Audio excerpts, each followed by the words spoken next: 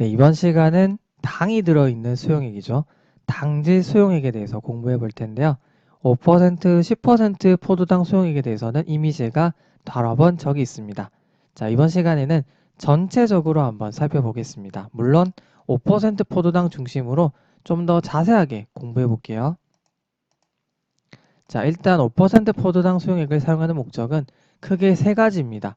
수분 공급의 개념, 최소한의 칼로리를 보급하는 개념, 그리고 고칼륨혈증의 치료 용도로 쓰게 되는데, 자, 하나하나씩 제가 살펴볼게요.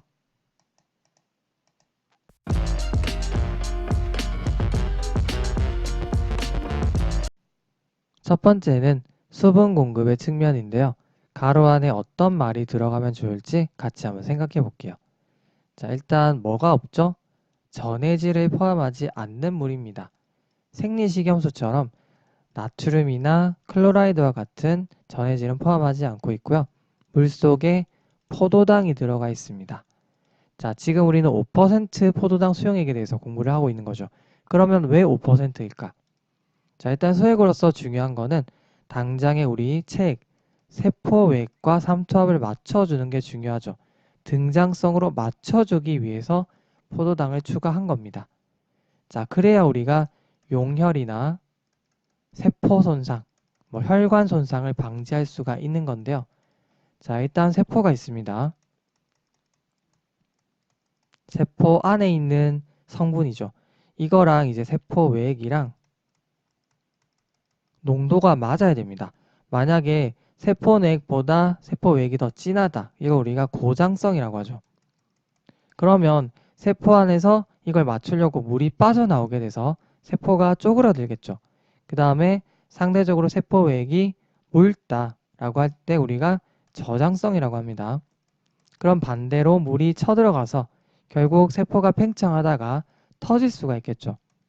자, 그래서 우리가 등장성으로 맞춰주는 게 굉장히 중요합니다.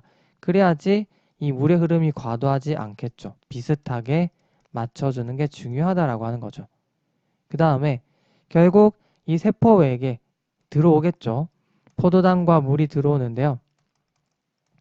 이 포도당은 결국 이 세포에 있는 이 글루트라고 하는 이 포도당이 이제 수용체죠.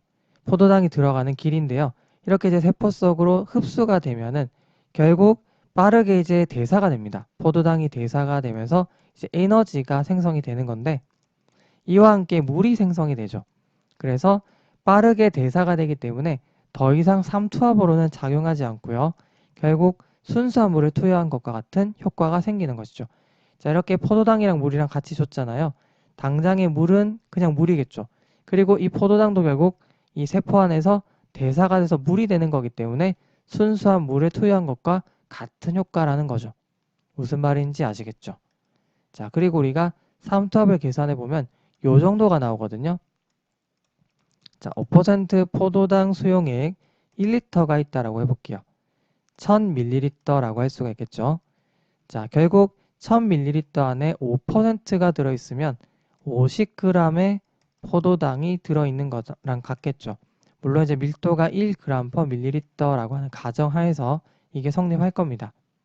자, 그러면 이 안에는 얼마만큼의 포도당이 들어있을까?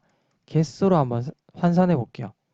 그러면 50g의 포도당은 결국 우리 분자량이죠. 1몰의 포도당은 180g이라고 알려져 있습니다. 이거로 이제 나눠보는 거죠. 환산인자로. 그러면 결국 이게 0.277777 이렇게 나옵니다. 몰이죠. 단위는. 결국 우리가 이거를 미리몰로 바꿔주면 1000을 땡겨 쓸 수가 있고 결국 이렇게 277.8이 되는 것이죠. 자, 미리오스몰이 되는 겁니다. 그래서 결국 우리 이 혈장이 285에서 295 정도라고 알려져 있잖아요. 유사하게 맞춰지는 겁니다. 무슨 말인지 아시겠죠?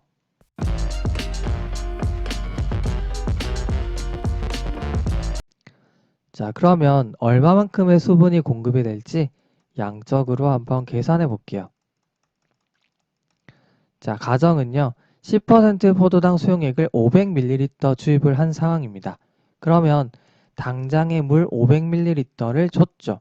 이건 당연히 공급이 되는 거고 추가적으로 포도당이 세포 안으로 들어가서 대사가 되면은 에너지와 함께 물이 만들어진다라고 했습니다. 이 물의 양을 계산해 보는 거겠죠.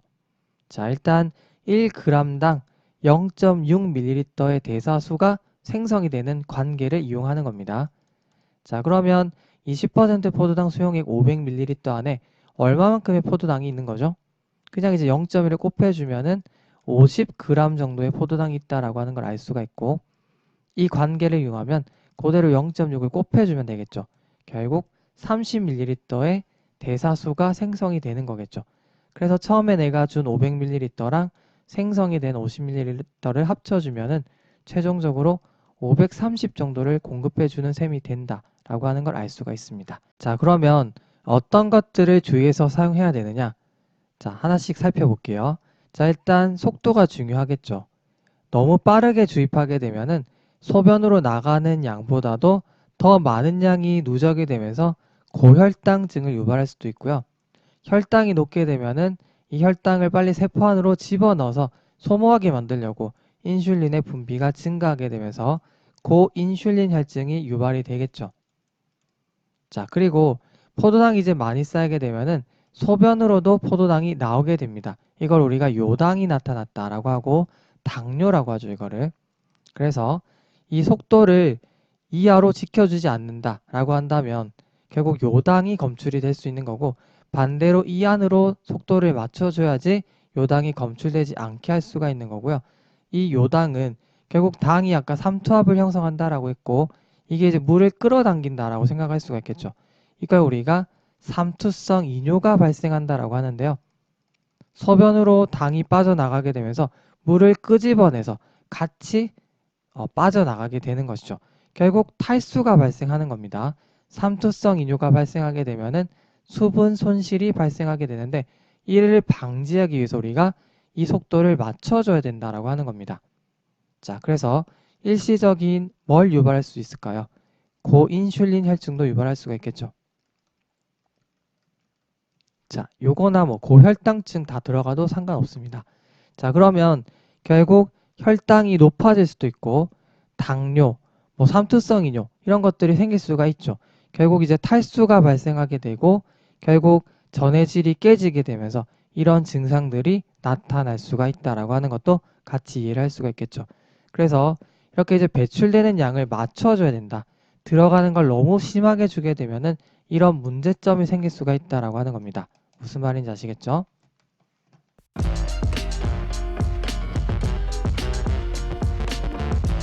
네, 두 번째는 칼로리 보급의 개념인데요.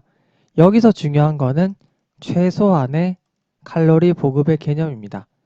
자, 아까 말씀드린 것처럼 포도당은 대사가 되면은 에너지와 물을 만들어내게 되는데, 여기서 말하는 에너지는 여러분들도 다들 잘 알고 계시는 1g당 4kcal의 에너지죠. 정확하게는 수용액 형태에서는요 3.4 정도를 만들어낸다라고 하는데, 만약에 우리가 정말로 칼로리를 주고 싶다, 에너지를 왕창 다 공급해 주고 싶다면 굳이 5%가 아니라 20% 이상의 고장성의 포도당 용액을 쓰면 되겠죠. 그게 아니라 우리는 지금 5%를 쓰는 겁니다. 뭔가 애매하죠. 5%인 이유는요, 최소한의 포도당을 공급해서 지방이나 단백질이 분해가 되는 걸 막겠다라고 하는 목적이 있는 겁니다. 자, 그래서 궁극적인 목표는요, 이 지방산이 대사가 되면서 케톤산증이 나타날 수도 있죠. 그리고 단백질이 분해가 되면은 근육이 소실되기 시작합니다. 이건 전부 다 환자에게 안 좋은 일들이죠. 이걸 막기 위해서는 최소한의 탄수화물을 공급해 주는 거죠. 우리가 밥을 안 먹으면 이런 일들이 발생하죠. 그리고 당뇨병 환자에서도 당을 제대로 쓰지 못하니까 당이 부족하다라고 판단해서 케톤산증 같은 게 일어나잖아요. 이런 것들을 막기 위해서 최소한의 5% 정도는 공급해 준다라고 생각하시면 되겠습니다.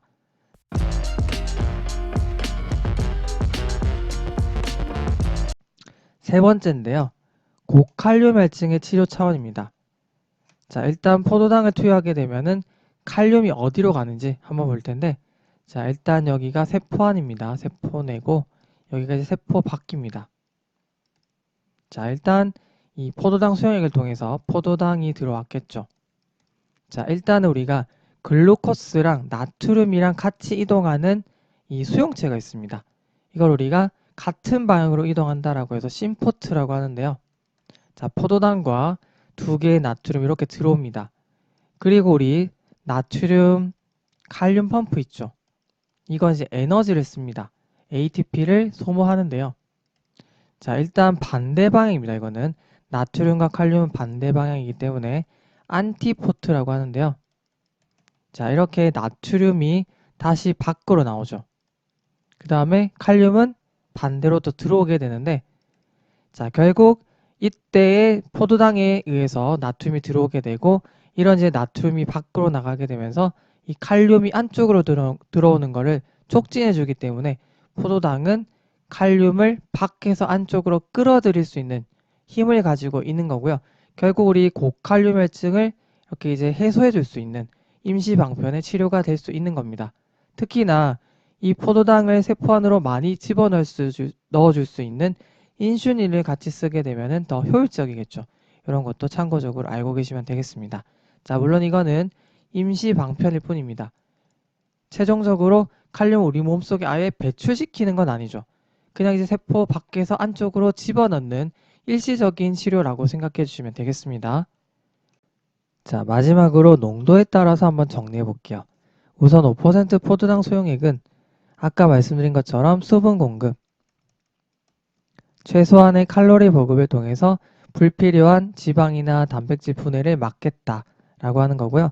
그 다음에 고칼륨혈증의 치료로도 이용할 수 있다라고 하는 건데, 투여할 때는요, 혈장 삼투압과 비슷하기 때문에 말초 정맥으로 투여할 수 있다라고 하는 거고요. 10% 포도당 소용액까지는 괜찮습니다. 말초 정맥으로 투여할 수 있는 최고 농도라고 생각하시면 되고요. 칼로리도 5%보다는 좀 더 많이 보급이 가능하죠.